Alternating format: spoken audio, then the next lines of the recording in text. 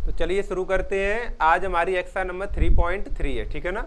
और इसमें हम क्या सीख रहे हैं, समस्याओं को प्रतिस्थापन विधि द्वारा हल करना सीख रहे हैं, ठीक है ना। इसमें प्रश्न लिखा था इस तरह से, मैंने शॉर्ट में लिख दिया है। निम्नलिखित समस्याओं को रैखिक युग्म बनाकर प्रतिस्थापन विधि से हल कीजिए, ऐसे लिखा था, ठीक है। देखो क्वेश्चन नंबर 3 है, थर्ड का थर्ड और फोर्थ क्वेश्चन करेंगे इसमें हम। तो इसमें पहले में लिखा है, देखो तीसरे क्वेश्चन में, एक क्रिकेट टीम के कोच ने 7 बल्ले 6 गेंदें 3800 रुपये में खरीदी, 3800 में, और बाद में उसने 3 बल्ले 5 गेंदें 1750 में खरीदी। तो प्रत्येक बल्ले प्रत्येक गेंद का मूल्य ज्ञात करो, ठीक है ना। तीसरे का तीसरा क्वेश्चन है, प्रत्येक बल्ले प्रत्येक गेंद का मूल्य ज्ञात करना है। तो प्रत्येक क्या कहते हैं, बल्ले का मूल्य अलग मानेंगे और क्या कहते हैं गेंद का मूल्य अलग मानेंगे, ठीक है। क्यों दोनों को चर क्यों माने, क्योंकि हमें रैखिक युग्म बनाना है, 2 समीकरण बनाना है, दोनों से प्रतिस्थापन विधि द्वारा हल करना है, ठीक है ना। तो हम मानेंगे इसमें, माना एक बल्ले का मूल्य, माना एक बल्ले का मूल्य, एक बल्ले का मूल्य बराबर x रुपए, बराबर x रुपए, ठीक है। और एक गेंद का मूल्य, एक गेंद का मूल्य, गेंद का मूल्य बराबर 22 रुपए, बराबर 22 रुपए, ठीक है। अब पहली कंडीशन, पहली शर्त कह रहा है 7 बल्ले 6 गेंदें 3800 रुपए में। पहली शर्तानुसार, पहली शर्तानुसार कितने बल्ले, 7 तो बल्ले हैं और 6 गेंद हैं। तो 7 बल्ले, एक बल्ला x रुपए का, तो 7 बल्ले 7x रुपए के हो गए। 6 गेंद है, एक गेंद 22 रुपए की मानी हमने, तो 6 गेंद कितनी हो, 6y की हो गई। तो इन्हीं दोनों को जोड़ के ये बता रहा है कि 3800 रुपये हो जाएंगे। कितने हो जाएंगे, 3800 रुपये। यही एक समीकरण बन जाएगा पहला, ठीक है ना। और आगे समझे दूसरी शर्तानुसार, 3 बल्ले 5 गेंद 1750 की। दूसरी शर्तानुसार,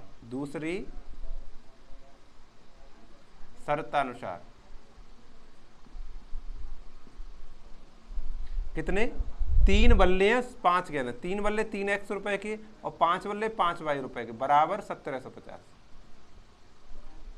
ये समीकरण नंबर दूसरा हो गया, ठीक है ना। अब इन समीकरणों को हमें प्रतिस्थापन विधि द्वारा हल करना है, ठीक है। बाकी सब कुछ सही लिख लिया, ठीक है। तो हम किसी एक समीकरण से किसी एक चर का मान ज्ञात करेंगे, ठीक है। समीकरण 1 से x का मान y के पदों में लिख लेंगे। किससे, समीकरण 1 से, समीकरण 1 से, ठीक। एक क्या लिखा हमारा, 7x + 6y इजकल टू 3800, ठीक है ना। अब देखो x का मान ज्ञात करना है, तो 6y इधर प्लस का उधर जाके माइनस का हो जाएगा, यानी 7x बराबर 3800 माइनस के 6y, ठीक है।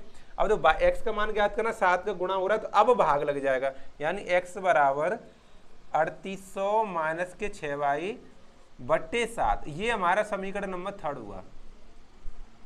जो हम समीकरण नंबर 3 ज्ञात करते हैं वही समीकरण अब बना है। तो इस वाले समीकरण 3 से x का मान उठा के जो समीकरण छूट गया हमारा, कौन सा छूटा, समीकरण 2 छूट गया, तो इसमें लगा देंगे, ठीक है। समीकरण 3 से x का मान, समीकरण 3 से x का मान समीकरण 2 में, समीकरण 2 में लगाओ। देखो 2 समीकरण हमारा 3x + 6y 5y, 3x + 5y is equal to 1750, सही है ना। अब तो x के स्थान पर ये लगाना है, यानी कैसे लगाएंगे, देखो 3 तो लिखा रहेगा हमारा, x के स्थान पर लगाना है हमें 3800 माइनस 6y, 3800 माइनस के 6y बटे 7,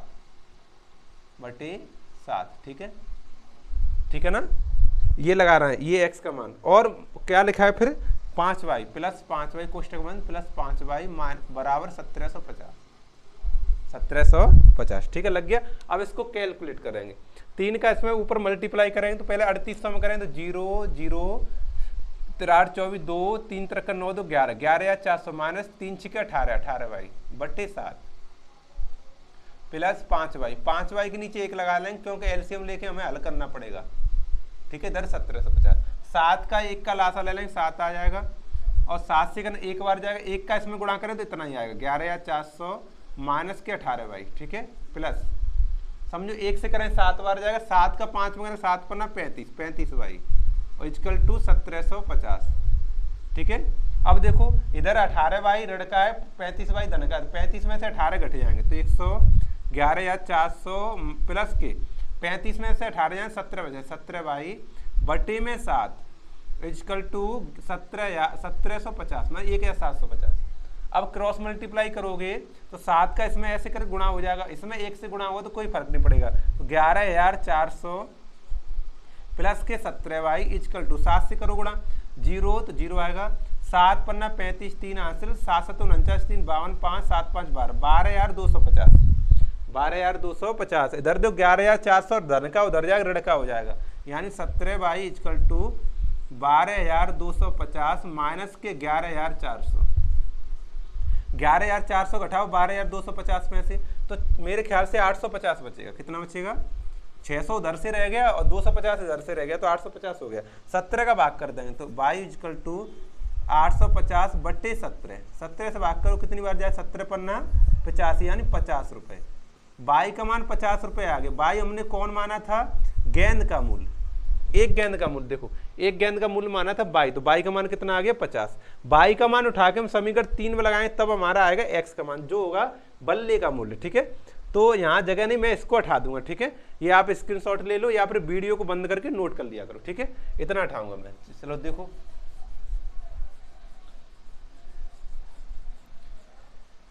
देखो यहां से समीकरण 3, बाई का मान समीकरण 3 में, बाई का मान समीकरण 3 में।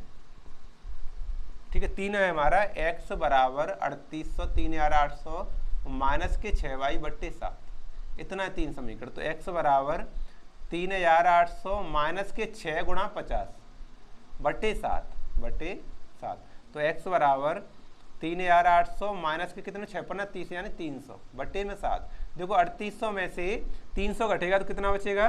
3500, 3500 बट्टे 7। अब 7 से भाग करो कितनी बार जाएगा? x बराबर 7 पन्ना 35, 500 बार, यानी x का मान आ गया 500 रुपए। x हमने क्या माना था? बल्ले का मूल्य। तो एक बल्ले का मूल्य, अतः एक बल्ले का मूल्य, अतः एक बल्ले का मूल्य 500 रुपए। कितना आ गया? 500। और गेंद हमने बाई मानी थी तो अतः एक गेंद का मूल्य, एक गेंद का मूल्य इजकल टू 50 रुपए। ठीक है ना, यही उसने पूछा था। बस एक बल्ले का मूल्य बता दीजिए हमें और एक गेंद का मूल्य बता दीजिए। खरीदने जा रहा है ये, है ना, होशियार बालक है, खरीदने जा रहा है। हटाते से क्वेश्चन नंबर 4 देखेंगे। ठीक है, चलो हटाते हैं से। स्क्रीनशॉट लेके आप या फिर वीडियो को बंद करके नोट कर लिया करो। ठीक है,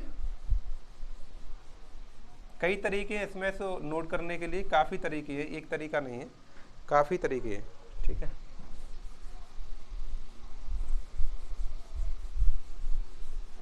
चलो क्वेश्चन नंबर 4।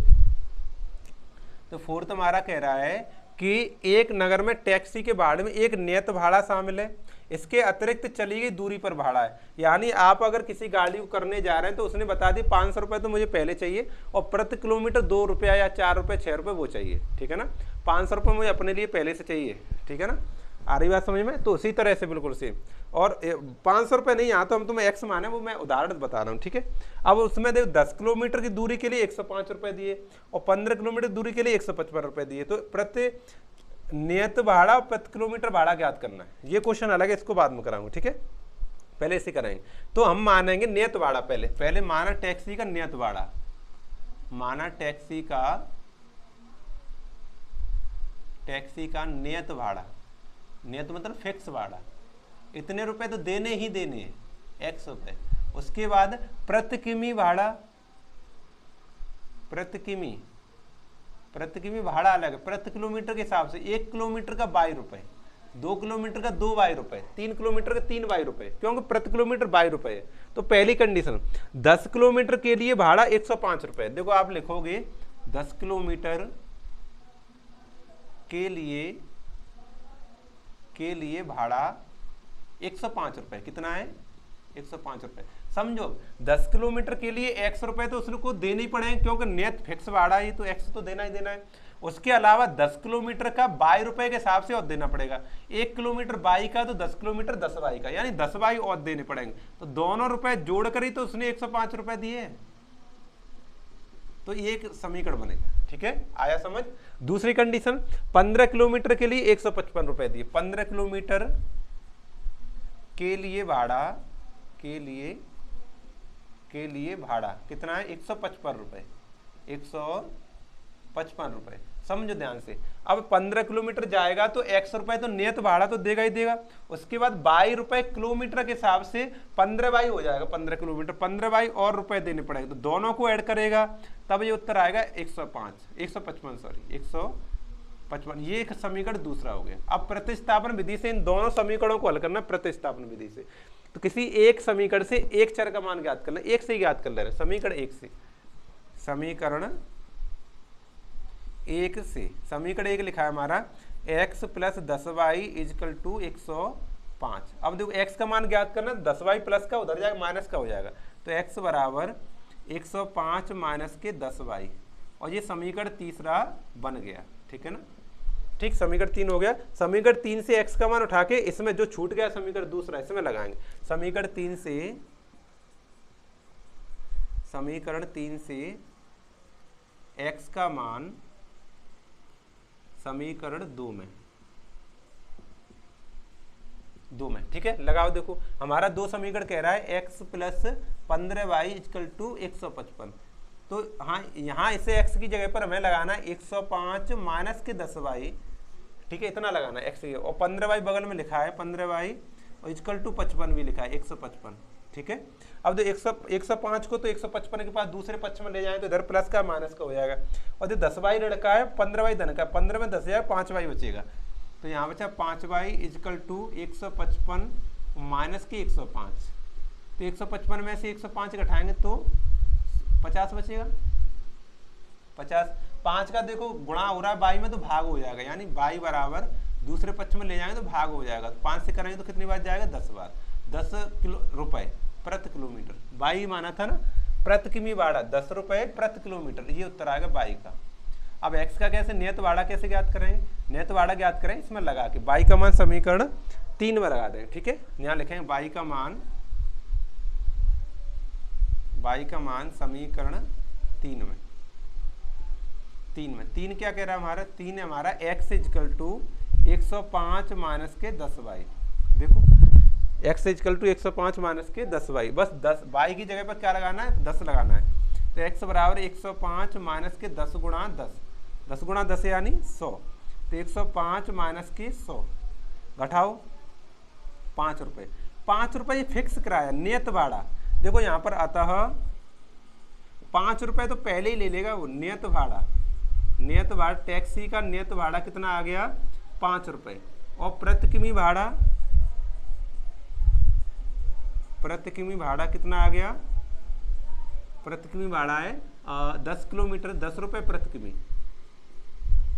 ठीक है ना, ये तो पहले का उत्तर हो गया, ये पहला आ गया, नियत भाड़ा आ गया और प्रति किलोमीटर का भाड़ा आ गया। ठीक है, इसको आप स्क्रीनशॉट लेके यहाँ पर वीडियो को बंद करके नोट करो। अब हमें अगला क्वेश्चन याद करना है।